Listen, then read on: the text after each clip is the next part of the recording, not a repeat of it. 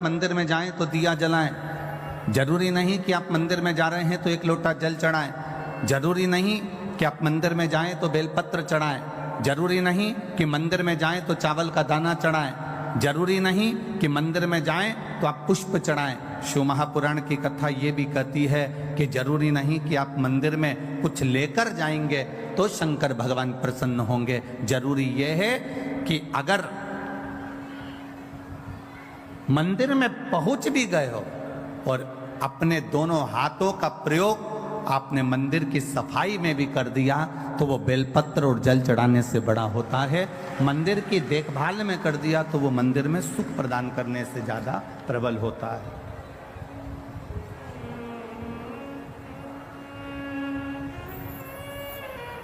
आप गए उसके दरवाजे पर, आप उसके चौखट पर गए, नहीं है आपके पास में एक लोटा जल, नहीं है आपके पास में एक बेलपत्र, नहीं है आपके पास में कोई सामग्री चढ़ाने की, तो भी आप देवादिदेव महादेव के मंदिर में अगर आपने केवल सफाई ही कर दी है उसमें भी सुख का अनुभव है महाराज।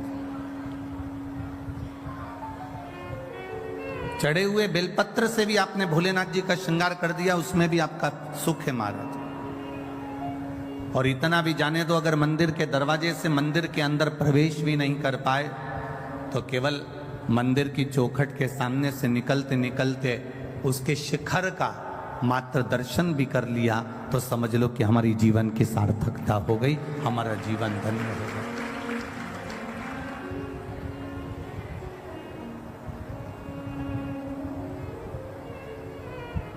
हमने उसको पा लिया। क्या है ये 24,000 श्लोक की जो शिव महापुराण की कथा है, इसमें क्या भरा पड़ा है ये तो आज तक किसी को भी नहीं मालूम पड़ा।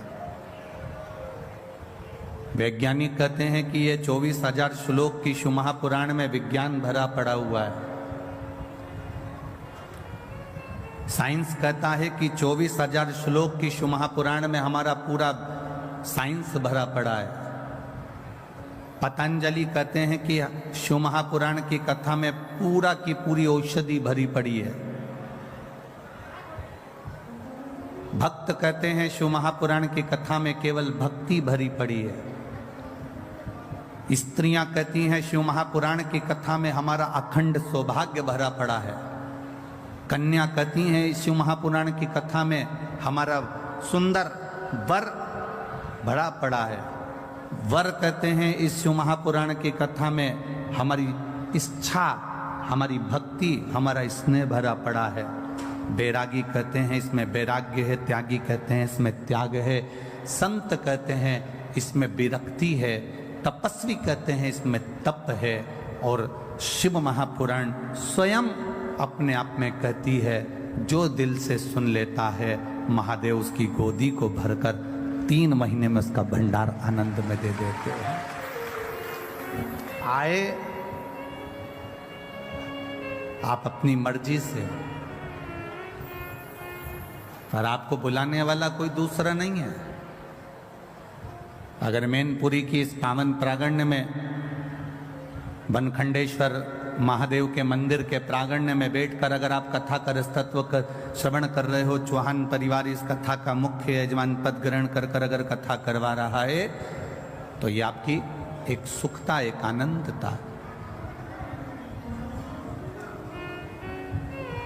बैठो कथा में और ये मत सोचना कि शिव महापुराण की कथा में जाकर बैठे हो। तुम तो ये विचार करना कि हम देवादिदेव महादेव के पास में बैठकर अपने दिल की बात भगवान शिव जी से कहने के लिए बैठे। हम अपने मन की बात भगवान शंकर को बताने के लिए बैठे। और जब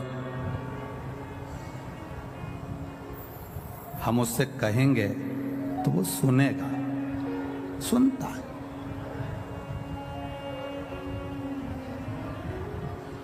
कोई कहे कि गुरुजी पहले दिन की कथा सुनना चाहिए कि दूसरे दिन की कथा सुनना चाहिए कि तीसरे दिन की कथा सुनना चाहिए कि चौथे दिन की कथा सुनना चाहिए, 5वें दिन की सुने, 6ठे दिन की सुने, 7वें दिन की सुने, सुने कब की?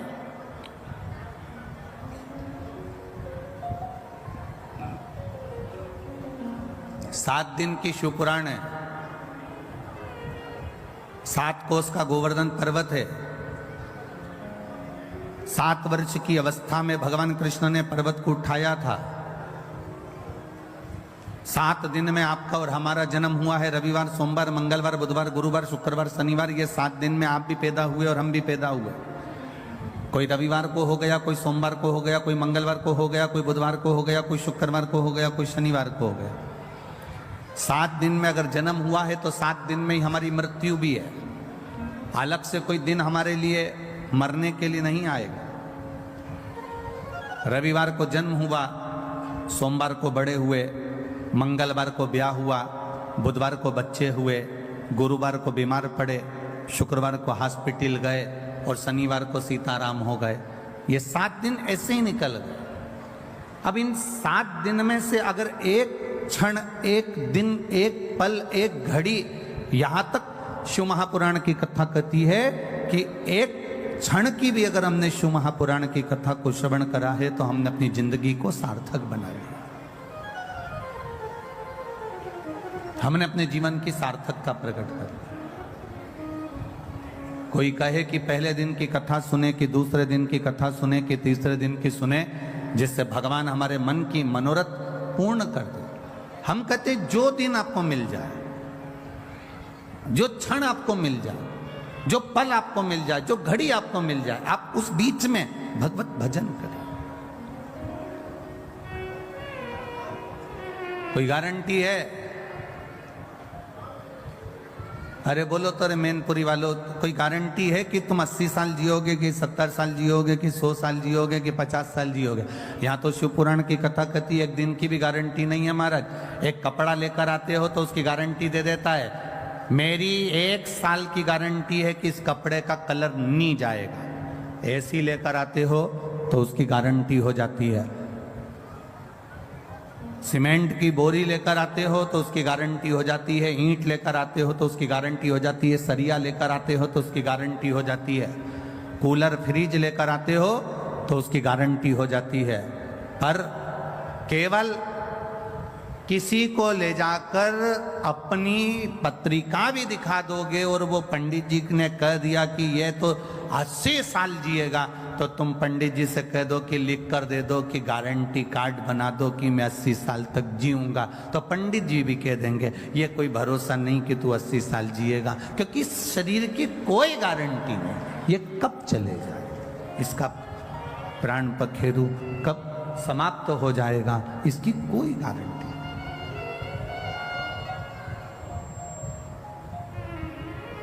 कब प्राण छूट जाएंगे, कब चले जाएगा, इसकी किसको गारंटी।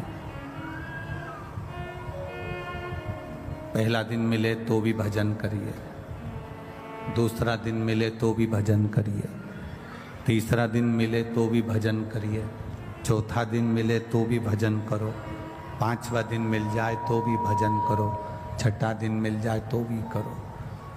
जो समय हमें मिल रहा है, जो पल हमें मिल रहा है, जो समय हमको प्राप्त हो रहा है, उसमें भगवान का भजन करिए।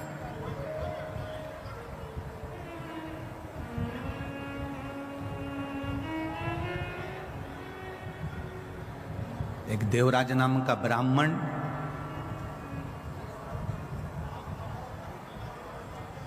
जिसने कभी शंकर भगवान के मंदिर का द्वार नहीं देखा, कभी नहीं गया,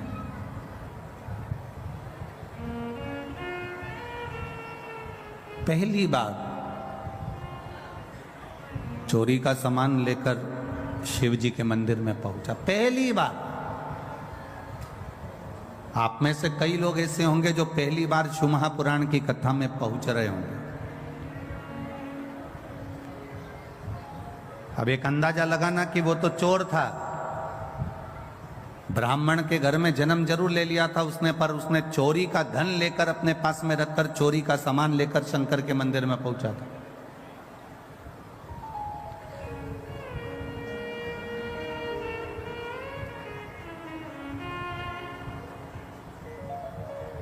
आप में से कई लोग ऐसे हैं जो पहली बार शंकर जी के मंदिर में आ गए होंगे, पहली बार शिव महापुराण की कथा में गए होंगे, कई लोग पहली बार शंकर की कथा को सुनने के लिए इस पंडाल में बैठे होंगे, कई लोग।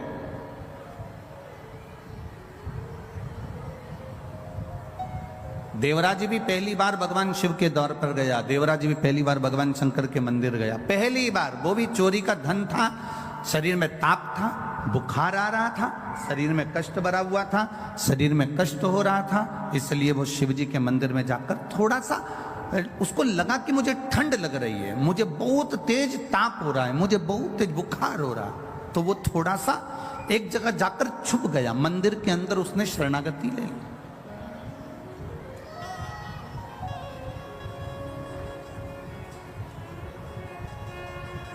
कैसे भी गया, पर गया तो शिव के मंदिर में, कैसे भी पहुंचा पर गया तो भगवान शंकर के मंदिर में। अधिक मास की कथा कहती है, आप लोगों ने श्रवण किया होगा। अधिक मास की कथा में वर्णन आता है राजा बलि का जो चरित्र है।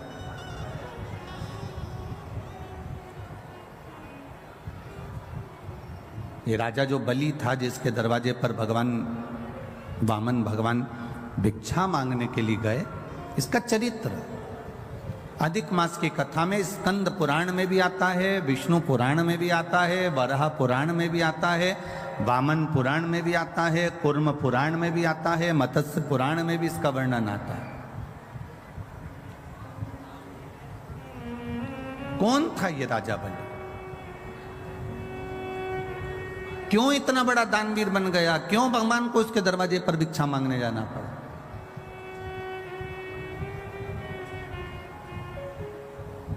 एक जुआरी था ये, बहुत बड़ा जुआरी, केवल जुआ खेलता था।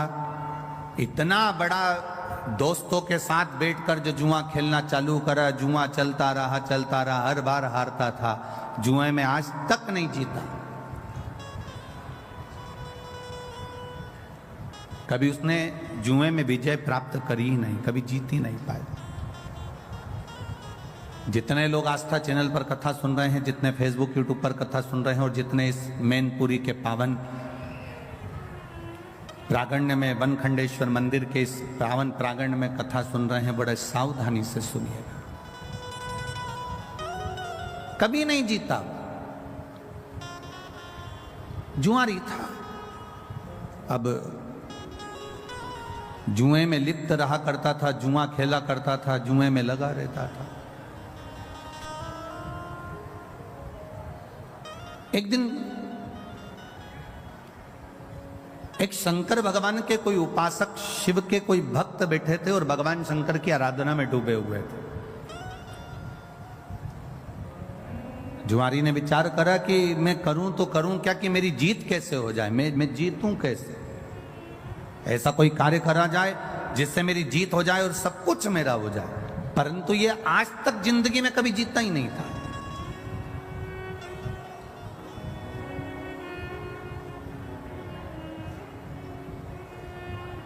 कभी कभी भगवान की ऐसी कृपा हो जाती है, प्रभु की ऐसी दया हो जाती है कि अगर किसी सेठ जी के यहाँ कोई द्वारपाल काम कर रहा है, कोई एक साधारण सी किसी मंत्री के यहाँ, किसी कलंतरी के यहाँ, किसी संतरी के यहाँ, बहुत बड़े ऑफिसर के यहाँ अगर कोई एक व्यक्ति साधारण सा बेचारा चौकीदारी करता है, कोई काम करता है, कोई साधारण कार्य में लगा रहता है, कभी शिव की उपासना, कभी जीवन में उसकी धर्म पत्नी ने अगर भगवान शंकर की भक्ति करी होती है, शंकर की आराधना करी होती है, शिव तत्व को जाना होता है, तो कभी कभी ऐसी कृपा हो जाती है किसी किसी के यहाँ चौकीदारी करने वाला एक साधारण सा व्यक्ति भी कब राज सिंहासन पर जाकर बैठ जाता है, लोगों को मालूम ही नहीं पड़ पाता।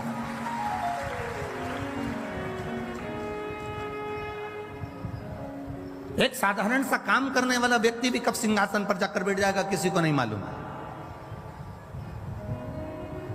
ये उस शिव की कृपा होती है, ये देवाधिदेव महादेव की करुणा है, ये उनकी दया है। ये उनकी उदारता। अब जुआरी ने विचार करा कि मेरे पास में मैं बार बार हारता हूं। आज तक जुआरी जीता ही नहीं था, आज तक नहीं जीता। आज पहली बार मंदिर के सामने से जा रहा था, संत आंख बंद करके बैठे हुए थे, उनके पास में उनका कमंडल रखा हुआ था, एक छत्र रखा हुआ था, उन्हीं के पास में एक सुंदर सा आसन रखा हुआ था। अब जुआरी ने विचार करा कि संत नेत्र बंद करके बैठे हैं, क्यों ना इनका सामान चुरा लिया जाए, क्यों ना इनका सामान चुरा लिया जाए। बहुत सारे लोग आएंगे कथा में, बहुत सारे लोग। आप लोग आए हैं कथा सुनने के लिए,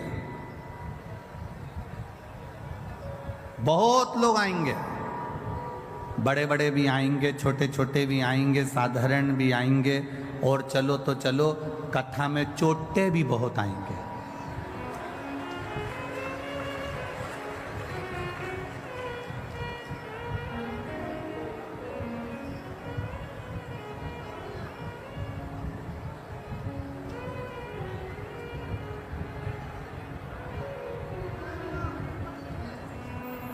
दो लोग बहुत जल्दी गायब होते हैं महाराज। अगर मैनपुरी वाले सब बात अच्छे से संभाल ले तो हमारा मन है कि मैनपुरी में कथा जरा जोरदार आनंद से करी जाए। हो संभाल लोगे तो बोलने में पीछे नहीं हटेंगे, ठीक है? पक्का? बस तो दो लोग बहुत जल्दी गायब होते हैं, वोट लेके नेता और चेन लेके चोर, बहुत जल्दी गायब हो जाते।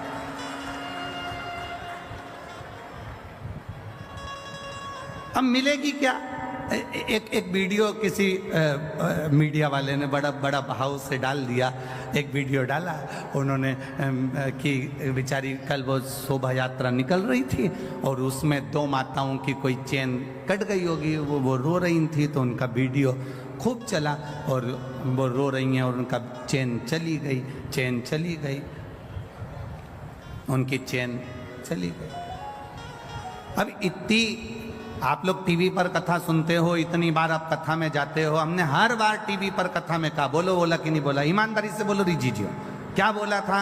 सोने की कोई रकम लेकर कथा में मत जाओ, कीमती सामान लेकर कथा में मत जाओ, अपना कोई सामान लेकर कथा में मत जाओ।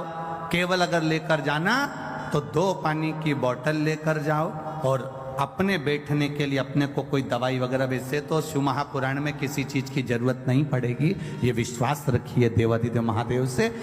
पानी की 2 बोतल साथ में लेकर जाओ, और बन सके तुम्हारे घर में अगर रोटी थोड़ी 2-4 ज्यादा बना लो, तो तुम जहां बैठकर कथा सुनती हो, अपनी पड़ोसन के लिए, कोई बाहर से कथा सुनने के लिए आया है, उसके लिए 4 रोटी अचार ऐसा बांध कर लेकर आओ और उसका मुंह झूठा करा कर जाओ। इतना जरूर हम शिव पुराण में कर।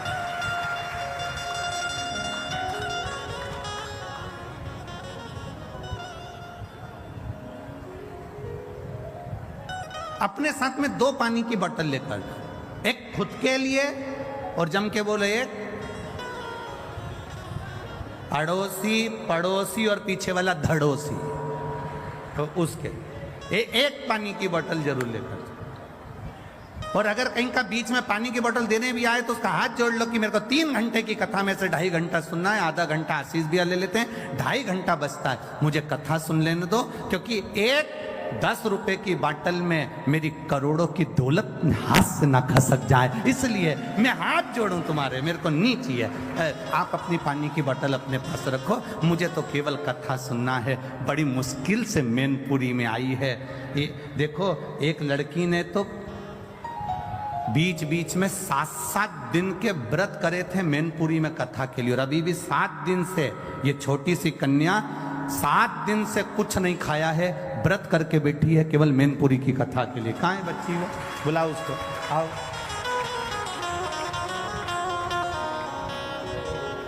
7 दिन से इस कन्या ने कुछ नहीं खाया, केवल व्रत कर रही है कि शिव महापुराण की कथा हो जाए और शंकर जी की कथा एक बार प्रारंभ हो जाए। एक बार जोरदार ताली बजाओ इस बच्ची के लिए।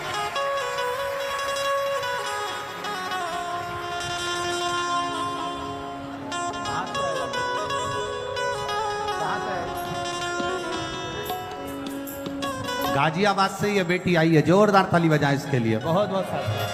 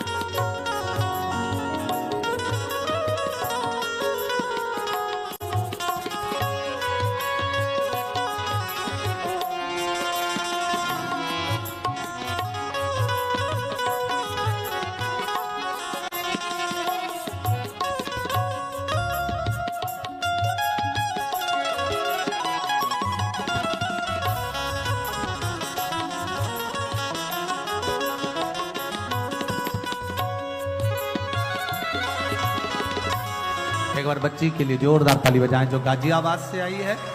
7 दिन के व्रत, और उसके घर के लोग बोल रहे हैं कई बार व्रत रख लिए, केवल पास में कथा नहीं होती, मुझे कोई लेकर नहीं जाता, कथा सुनने को नहीं मिलती। मैं फिर निवेदन करूंगा, 10 रुपए की पानी की बोतल के लिए करोड़ों की जायदाद मत छोड़ देना। इसको सुनकर अपनी झोली को इतना भर लेना कि दूसरी बार मेरा महादेव आए तो आप खुद जजमान बनकर कथा करवाओ। ये बाबा से करो। खाली ना जाता कोई दर से तुम्हारे, खाली न जाता कोई दर से तुम्हारे, मैं भी खड़ा हूँ नंदी बाहें पसारे, अपने हृदय से लगा लो गिरा जा रहा हूँ, उठा लो भोले अपने दर से अब तो न टालो, गिरी जा रही हो, उठा लो। ये भक्ति के बल को बढ़ाएगा, और जिस दिन आपके भक्ति के बल को आप बढ़ा लेंगे उस दिन शिव की कृपा अपने आप हो जाएगी। चोर चोरी करा, धन लेकर शिवजी के मंदिर से बैठे हुए संत के पास का ही सामान चुरा कर ले गए। जुआरी था,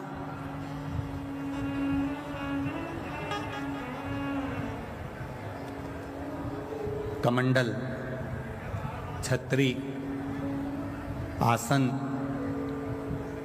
ले गए। आते हैं लोग, बहुत आते हैं कथा सुनने के लिए। अगर संत आएंगे, साधु आएंगे, कथा सुनने के लिए कोई भक्त आएगा तो कथा सुनने के लिए चोर भी आएगा। आपका ध्यान भगवान में रहता है, चोर का ध्यान तुम्हारे गले के मंगलसूत्र और चेन और मोबाइल और पर्स पर रहता है। पर एक बात अपनी जिंदगी में उतार कर रखना इस व्यासपीठ से, चोर ने ना जाने कितनों की चेन काटी होगी। बोलो सही बात है कि गलत बात है? एक चेन 70,000, 80,000, 1 लाख, 1.5 लाख की होगी। ऐसी उसने ना जाने कितनों की चेन काटी होगी, तो भी आज तक चोर करोड़पति नहीं बन पाया। जिसकी चेन चली गई, भोलेनाथ ने 6 महीने में उसके गले में दूसरी और बढ़ाकर चेन पहना दी। जिसकी गई उसने बाबा ने फिर दे दी, उसने फिर मेहनत करी, फिर काम करा और फिर अपना कर्म कर कर उसने चेन बनवा ली और गले में पहन ली। पर चोटा अभी तक भी चोटा की चोटा ही रिया, वो चोटा आज तक ठीक नहीं।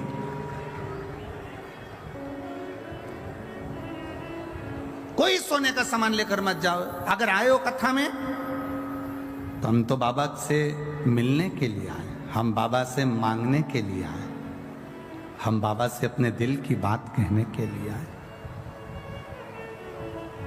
दिल की बात।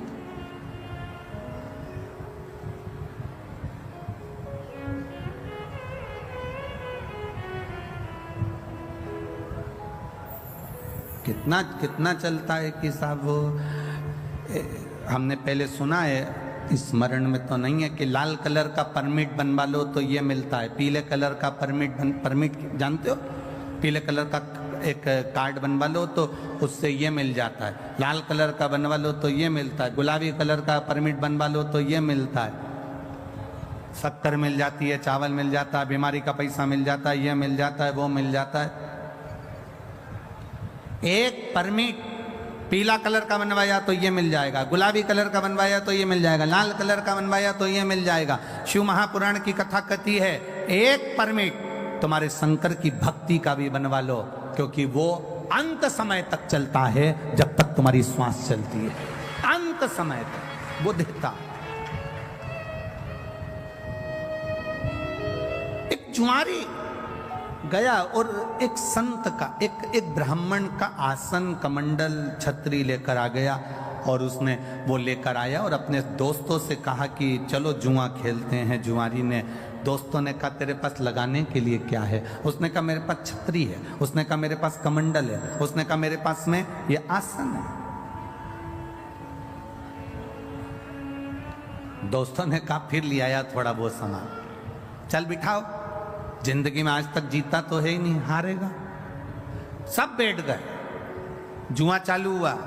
दोस्तों ने अपनी अपनी जिंदगी की पूरी कमाई उस छाता कमंडल आसन में लगा दी और आज ऐसा योग बन गया कि जुआरी जीत गया। और जुआरी जीत गया, खूब पैसे वाला बन गया, पैसे वाला बन गया। तो जब व्यक्ति के पास में धन बढ़ने लगता है, जब व्यक्ति के पास में थोड़ी सी संपदा बढ़ने लगती है, तो उसके 3 मित्र बन जाते हैं। पहला ताली, प्रशंसा करने वाले, दूसरे नंबर का थाली, होटल में खिलाने वाले, तीसरे नंबर का प्याली, मदिरा पिलाने वाले। ये उसके 3 मित्र बन जाते हैं। इसके बन गए। प्रशंसा करने वाले इसके मित्र बन गए। बहुत बढ़िया, कितना पैसा है तेरे पास में, कितनी दौलत है तेरे पास में। लोगों ने इसको होटल में खिलाना चालू कर दिया, अब इसके पैसे से होटल का माल खाना चालू कर दिया। नशे में धुत रहने लगा और नशे में रहते रहते, होटल में खाते खाते, नशे में रहते रहते एक वेश्या के संग पड़ गया।